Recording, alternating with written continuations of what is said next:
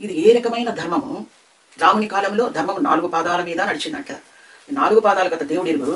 అసలు పాదమే ఉన్నట్టు లేదు ఈ ధర్మానికి. మనిషితో మనిషి యుద్ధం చేస్తాడు. మనిషికి మనిషి ఎదురుగా నిల్చుకొని యుద్ధం చేయటం అనేది ఆనాటి నీతి. జంతువులు తీసుకెళ్లి మనుషుల మీద వదిలేసి ఆ జంతువులు ఆ మనుషుల్ని చంపేసి తినేసి రక్త గాయపరిచి ఆ రక్తాన్ని మెడలు కొరికి తాగి తలలు పగలగొట్టి తిని, ఇది యుద్ధ భూమే లేకపోతే భోజనాల భూమే, జంతు భోజన భూమే? ఏమిటిది? ఆలోచించండి. ఈ రాముణ్ణి మనము ఆదర్శంగా తీసుకొని ఏ రకంగా మానవుడు జీవించాలి? ఈ యుద్ధాలు మానవుడికి ఇస్తున్న సందేశం ఏమిటి? కుక్కను కొట్టించినట్టు కొట్టించుకున్నవాడు యేసు. కుక్క వస్తే కుర్చీలో కూర్చోబెట్టేవాడు రాముడు. ఇంతకు ముందు మనం చెప్పుకున్నట్టు రామ రావణ యుద్ధంలో తర్వాత కూడా ఈ రాముడికి సంబంధించినటువంటి సోదరులు చేసిన యుద్ధంలో వారు ఆ యుద్ధాన్ని ఎలా జరిగించారు, అది ధర్మానుసారం జరిగిందా లేదా అన్నది పరీక్షించు వీడియోని చేయటానికి మీ ముందుకు వచ్చాను. మీకు నా యొక్క వందనాలు తెలియజేసుకుంటున్నాను. మనం ఇందాక మాట్లాడుకున్నాం, ఇంతకుముందు వీడియోలో కూడా సవివరంగా చెప్పుకున్నాం. రాముడికి రావణుడికి మధ్య యుద్ధం జరగవలసిన పరిస్థితులు ఏర్పడినాయి. కాకపోతే రావణాసురుడు సీతను తీసుకెళ్ళి లంకలో తన నగరంలో ఉంచుకున్నాడు. ఆ లంక ఎక్కడుంది? రామాయణం ప్రకారము సముద్ర గర్భంలో ఉంది. అంటే గర్భంలో అంటే సముద్ర మధ్యములో ఉంది. రాముడు అతని యొక్క సైన్యం ఏదైతే ఉందో వానర సైన్యం, సుగ్రీవుడు, ఆంజనేయుడు ఇటువంటి వారితో ఉన్నటువంటి సైన్యము ఒడ్డు మీద ఉంది, తీర ప్రాంతంలో ఉంది. ఇంకా అక్కడి నుంచి లంకా నగరానికి వెళ్ళాలి అంటే సముద్రాన్ని ఈదుకుంటూ వెళ్ళాలి. ఈదుకొని వెళ్ళలేరు కదా. దీనికోసం వాళ్ళు ఒక సేతుని అంటే ఒక బ్రిడ్జిని కట్టుకున్నట్టుగా మనకు తెలుస్తుంది. ఇది కూడా వాల్మీకి రామాయణం ప్రకారం ఆ బ్రిడ్జి మీద నడుచుకుంటూ వాళ్ళు లంకా నగరం చేరుకున్నట్టు తెలుస్తుంది. బాగుంది. ఇంతవరకు రావణుడితో యుద్ధం చెయ్యాలి అని అనుకున్నప్పుడు మనం ఎవరమైనా ఎక్కడైనా యుద్ధము అంటే ఒక రాజు లేదా ఒక రాజు మరొక రాజుతో యుద్ధం చెయ్యాలి అనుకుంటారు. శ్రీరాములు వారు రాజే కదా. ఒక రాజు మరొక రాజుతో కారణం ఏదైనప్పటికీ యుద్ధం చెయ్యాలి అనుకున్నప్పుడు మొదట ఏం గుర్తుకు రావాలి? సైన్యము, అలాగే ఆయుధాలు. తను ఎంతమంది సైన్యాన్ని తీసుకెళ్తున్నాడు, ఆ సైన్యానికి సరిపడా ఆయుధాలు. సాధారణంగా యుద్ధాల్లో వాడేటువంటి ఆయుధాలు ఏంటి? ఈటెలు, విల్లంబులు అంటే బాణాలు, తర్వాత గదలు, కత్తులు, ఇలాంటివన్నీ సరి చేసుకోవాలి. రాముడు అటువంటి ప్రయత్నం ఏమీ చేసినట్లేదు. ఋష్యమూక పర్వతం మీద వర్షాకాలం అని చెప్పి కొంతకాలాన్ని వాళ్ళు మళ్ళీ అనుకూలమైన ఋతువు ఏర్పడే వరకు వాళ్ళు నిరీక్షణ కాలం గడిపినప్పటికీ కూడా ఆ కాస్త కాలంలో కూడా అటు సుగ్రీవుడు కానీ, ఇటు రాముడు లక్ష్మణుడు కానీ, ఇటు ఆంజనేయుడు కానీ వెళుతూ ఉన్నటువంటి సైన్యమునకు ఏ ఆయుధాలు ఇవ్వాలి అన్న విషయాన్ని వాల్మీకితో సహా ఎవరు ఎక్కడా ప్రస్తావించలేదు. వాల్మీకితో సహాయం అంటే వాల్మీకే కదా రచయిత, కవి. రచయిత అనకూడదు, కవి. ఈ వాల్మీకి కవి ఆ విషయాన్ని గురించి ఎక్కడా ప్రస్తావించలేదు. మరి ఏం పెట్టి వెళ్ళి యుద్ధం చేశారు అన్న అనుమానం ఇప్పుడు మనకు వస్తుంది. ఆ రాముడు లక్ష్మణుడితో పాటు యుద్ధం చేయటానికి వెళ్ళిన వాళ్ళు ఎవరు? వానరులు. అంటే వాలము కలిగినటువంటి నరులు. వాలము అంటే తోక, తోక ఉన్న నరులు. ఎవరంట? వానరము అని దేనికి ఉపయోగిస్తాం మనం ఆ మాట? కోతులు అని అర్థం.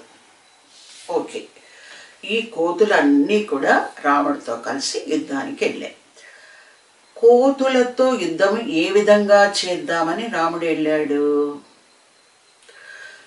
జనరల్గా ఇప్పుడు మనం ఒక అరణ్య ప్రాంతంలో పోతూ ఉన్నాం కారులో. ఏదో ఒక ఆగవలసిన పరిస్థితి మనకి ఏర్పడింది. మనం ఆగే మన పిల్లలు ఎవరో ఆకలికి ఏడుస్తున్నారు, వాళ్ళకి ఏదో చేతికి ఇచ్చాం. అక్కడకు వచ్చేటువంటి కోతుల గుంపు ఏం చేస్తుంది? మన మీదికి ఎగబడి అది లాక్కోవటానికి ప్రయత్నిస్తుంది. మనం దాన్ని తరిమబోతే మన మధ్యలోంచి దూరి, మన కింద నుంచి దూరి మన దగ్గర ఉన్నటువంటి పళ్ళు బిస్కెట్లు అవి తీసుకొని పారిపోతుంది. దాన్ని పట్టుకోవటం జరగదు, ఎందుకంటే అది మన చేతుల కింద నుంచి, కాళ్ళ కింద నుంచి, తలపై నుంచి పరుగు తీస్తుంది. దాన్ని పట్టుకోవటం అసాధ్యం. రాముడి యొక్క ప్రణాళిక కూడా అదే.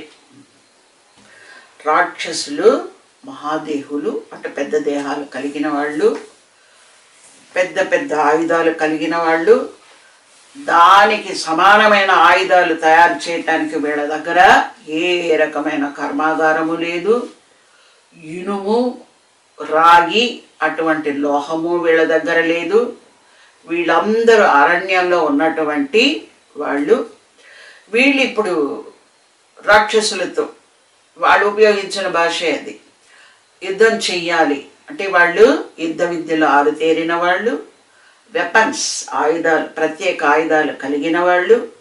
ఇక్కడ రాముడికి కానీ రాముని యొక్క సైన్యానికి కానీ అటువంటివి ఏమీ లేవు. వీళ్ళు అటువంటి ఏర్పాట్లు కూడా చేసుకోలేదు, వీటి గురించి కూడా వాళ్ళు ఆలోచించలేదు. మరి ఏ రకమైన యుద్ధం జరిగి ఉంటుంది?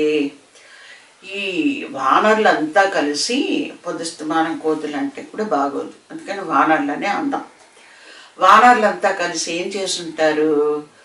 ఈ రావణుని యొక్క సైన్యం యొక్క వాళ్ళ తలల మీద ఎగరడం, కాళ్ళ మధ్యలో దూరటం, కితకితలు పెట్టడం, వాళ్ళ ఆయుధాలని కింద పడేలాగా చేయటం, వీళ్ళని అంటే వీళ్ళ మీద ఆయుధం ఉపయోగించేంత టైంలో వీళ్ళు వాళ్ళకు దొరకరు. ఎందుకంటే వీళ్ళ వేగం ఎక్కువ, వానరముల వేగం ఎక్కువ. యుద్ధానికి వీళ్ళు దొరకరు. కత్తితో వీళ్ళని వేసే వరకు వీళ్ళు దొరకరు. క్షణంలో గంతులు, కుప్పి గంతులు అంటాను, అలా వేసేసి వీళ్ళు పరిగెత్తేస్తుంటారు. యుద్ధం ఎలా జరిగింది?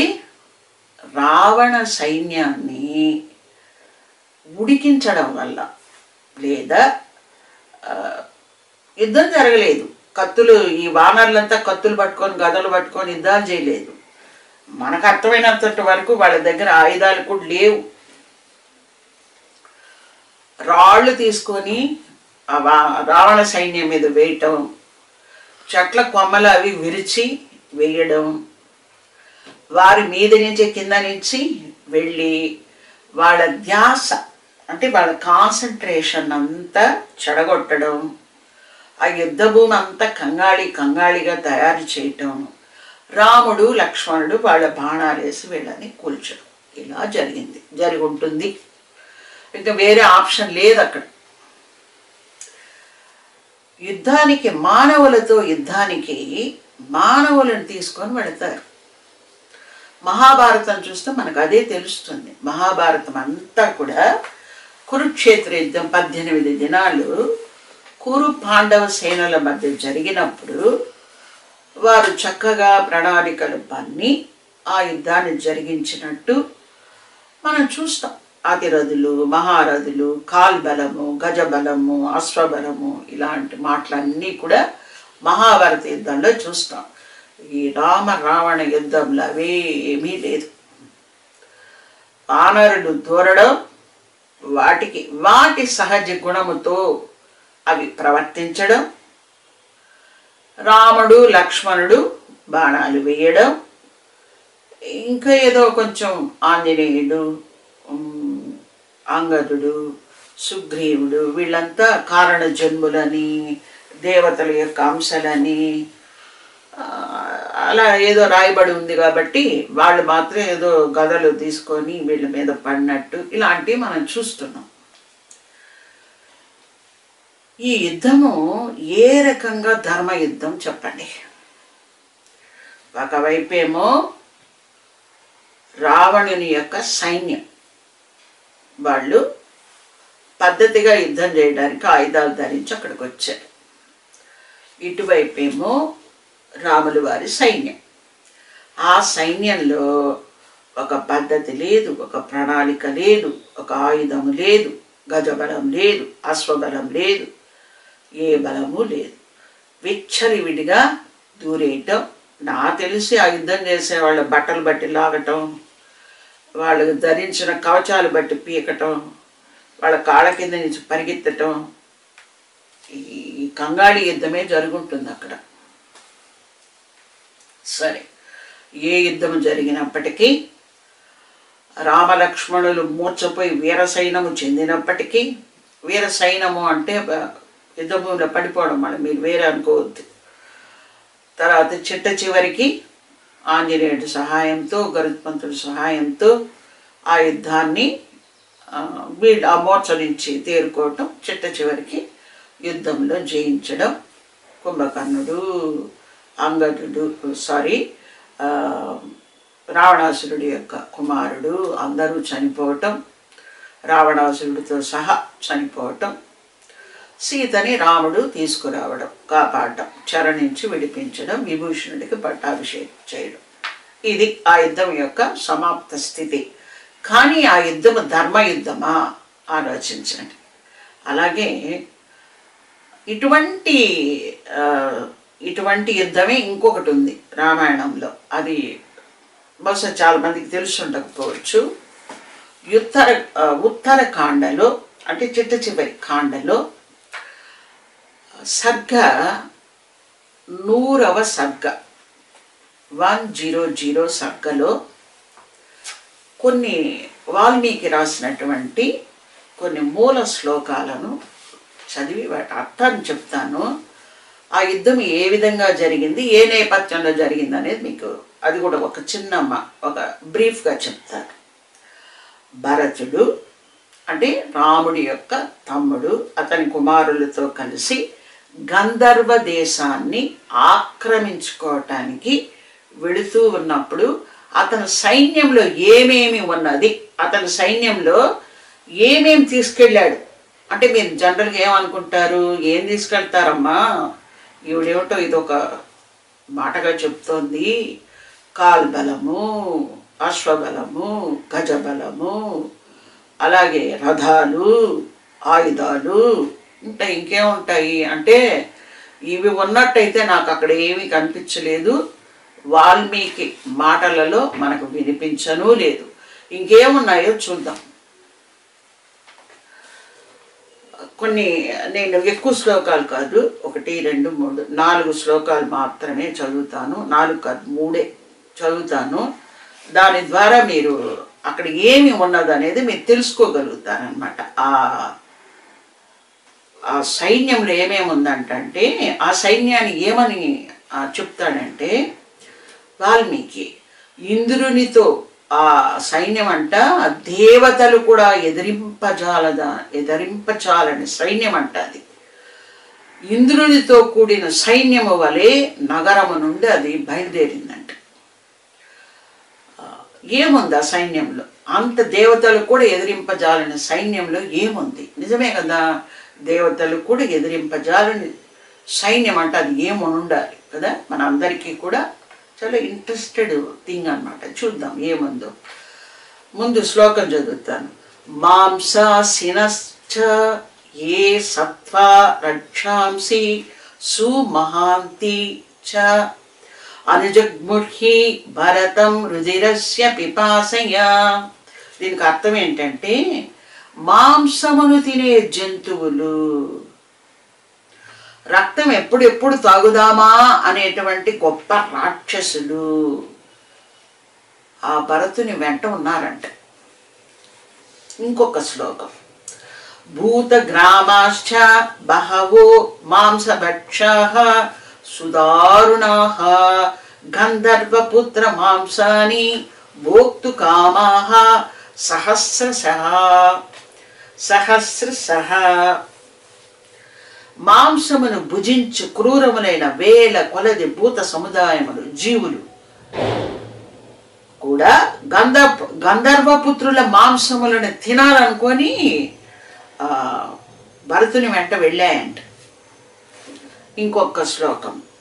సింహ వ్యాఘ్ర వరాహాణం కేచరాణం నా చ పక్షిణాం బహూని వై సహస్రాణి సేనాయ యయురగ్రతః. సింహాలు, పులులు, అడవి పందులు, ఆకాశమందు సంచరించినటువంటి పక్షులు ఏముంటాయి చెప్పండి? శవాలను పీక్కు తినే పక్షులు ఏముంటాయి? రాబందులు, గద్దలు, ఇవే కదా. ఆ పక్షులు సేనకు ముందుగా వెళ్ళాయంట. ఇదండి సేన. భరతుడు గంధర్వ దేశం మీదకి యుద్ధానికి వెళ్ళినప్పుడు ఆయన సేనలు ఏమన్నాయంట? మాంసాన్ని తినే జంతువులు, రక్తం ఎప్పుడెప్పుడు తాగుదామా అనేటువంటి రాక్షసులు. మరి రాక్షసులు ఎప్పుడు వీళ్ళ సైన్యంలోకి వచ్చేసారు? రాముడి సైన్యంలోకి వచ్చారో నాకు అర్థం కావటం లేదు. మాంసమును భుజించినటువంటి వేల కొలది జీవులు, అవి ఏమేమి జీవులో మరి తెలియదు. అంటే నాకు తెలిసి ముంగిసులు, పాములు అవి కూడా పట్టుకెళ్ళారేమో. గంధర్వపుత్రుల మాంసం తినాలనుకొని బయలుదేరినాయంట. అంటే ఆ జంతువులకు కూడా తెలుస్తుందా ఎక్కడికి పోతున్నాము, ఎవరిని తినబోతున్నామని. ఇంకా సింహాలు, పులులు, పందులు వీటిని కూడా తీసుకెళ్ళారంట. ఈ సైన్యానికి భరతుడు వెళ్ళి చేసే యుద్ధానికి రాముడికి ఏమిటి సంబంధం అని అనొచ్చు. ఈ సైన్యములో దీని యొక్క భావం మాత్రం చదువుతాను. ఈ శ్లోకం యొక్క భావం 21వ పద్యము శ్లోకము, ఉత్తరాఖండ 100వ సర్గలో 21వ శ్లోకం యొక్క తాత్పర్యం చదువుతాను. దేవతలు కూడా ఎదిరింపజాలని ఆ సైన్యమును కొంత దూరము వరకు రాముడు అనుసరించి వెళ్ళగా అది ఇంద్రునితో కూడిన సైన్యము వలె నగరము నుండి బయలుదేరాడు.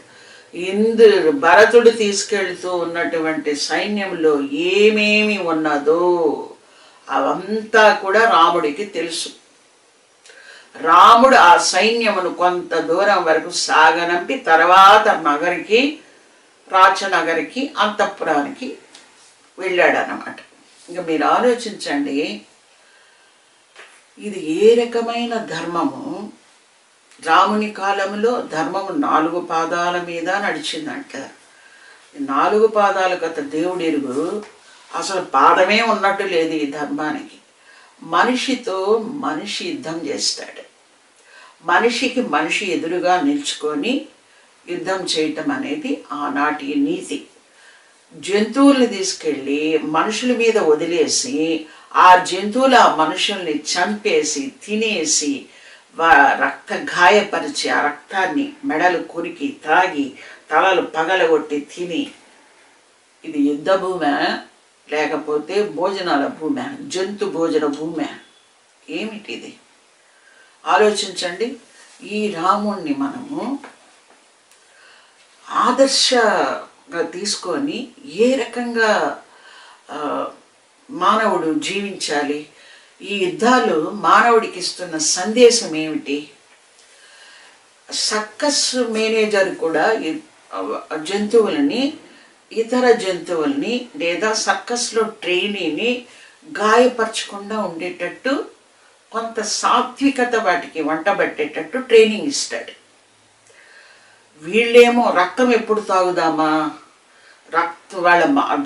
మనం వెళ్ళి యుద్ధభూమికి వెళ్ళి మాంసం ఎప్పుడు తిందామా అని తీసుకెళ్తున్నారట. తప్పకుండా ఈ జంతువులకి కొంత ట్రైనీలు అనేవాళ్ళు ఉనుంటారు అక్కడ. ఎందుకంటే లేకపోతే అవి భరతుడిని తినేసి ఉంటాయి కదా. ఆలోచించండి, ఇది ధర్మ యుద్ధమా? ఈ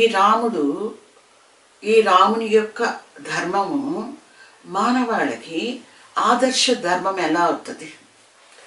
ఈ రాముని యొక్క ధర్మము మానవాళికి అంటే ఆచరింపదగిన ధర్మంగా ఎలా చెప్పగలం? సాటి మనిషిని, నీ పొరుగువాణ్ణి ప్రేమించు, క్షమించు, సమాధానం కలిగి జీవించు అని చెప్పిన క్రీస్తు ధర్మమేమో పనికి మారిన ధర్మము, వ్యర్థము, మానవాళికి అపకారం చేయనది, ప్రమాదకరం అని చెప్తూ అదే నోటితో, అదే నాలుకతో, అదే బుద్ధితో రాముడు జంతువులతో చేయించిన యుద్ధాన్ని రావణ సైన్యం మీద వానర సైన్యం చేసినటువంటి ఆ కిష్కింద కాండ అంటాం మనం. అంటే వానర మొక్కలు ఎక్కువ వచ్చేసి అరటి తోటంతా నాశనం చేసేసి, లేదా మన తోటలు కూడా పాడు చేసింది, దాన్ని ఏమంటాము, కిష్కింద చేసినాయరా నాయన అంటాం మనం. అలాగా రావణ సైన్యాన్ని, లంకని, యుద్ధం జరిగింది కాదు అక్కడ, యుద్ధం జరిగింది కొంచెమే. ఈ విధమైనటువంటి ఇంకా కామెడీ సీన్లు అనాలి అక్కడ, అలాంటివి జరగడాన్ని మనం చూసాం. తర్వాత ఈ భరతుడు గంధర్వ రాజ్యం మీదకి వెళ్ళినప్పుడు, గంధర్వ దేశం మీదకి వెళ్ళినప్పుడు తీసుకెళ్ళినటువంటి సైన్యంలో ఉన్నటువంటి ఏమేమి ఉన్నాయో కూడా చూసాం. ఇంక ఇప్పుడు మీరు నిర్ణయించండి, క్రీస్తు ధర్మము పనికి మాలిన ధర్మమా, మానవాళికి పనికొస్తుందా పనికిరాదా, మానవాళికి అది ప్రమాదకరమా అపకారమా? అలాగే రాముని యొక్క ధర్మము, రాముని యొక్క యుద్ధాల గురించి మనం గొప్పగా చెప్పుకుంటాం. ఈ యుద్ధాల ద్వారా ధర్మము స్థాపించబడింది అని చెప్పుకుంటాం. అది ఈ యుద్ధాల ద్వారా సాధ్యపడిందా? అటువంటి సందేశం మనకు అందుతూ ఉన్నదా? ఆలోచించండి. మరొక వీడియో కూడా చేస్తాను. ఆ వీడియోలో కంటెంట్ ఏంటంటే, ఈ రాధా మనోహర్ దాస్ వంటి బుద్ధిహీనులు కొంతమంది ఏం చెప్తున్నారంటే, ఈ రాధా మనోహర్ దాస్ లాంటి వాళ్ళే అతనే అనుకోండి, క్రీస్తుని కుక్కను కొట్టినట్టు కొట్టారంట. అందువల్ల ఆ క్రీస్తు దగ్గరికి వెళ్ళి మమ్మల్ని కాపాడు అని ఎవరన్నా అడిగితే అతను ఎట్లా కాపాడుతాడు అని ఒక ప్రశ్న వేస్తూ శరీరాన్ని సగభాగం గుండ్రంగా తిప్పి, గుండ్రంగా అంటే సగం గుండ్రం తిప్పి, ఒక వెకిలి నవ్వు నవ్వి ఒక యూట్యూబ్ ఛానల్లో అతను ఒక వింత నాట్యం చేశాడు. ఆ ప్రశ్నకి, ఆ వెక్కిరింపుకి, ఆ అపహాస్యానికి కూడా నేను ఆన్సర్ చెప్పాలి అని నిర్ణయించుకున్నాను. ఆ ఆన్సరే నెక్స్ట్ వీడియోలో ఉంటుంది. ఇంతటితో ఈ వీడియోను ముగిస్తున్నాను.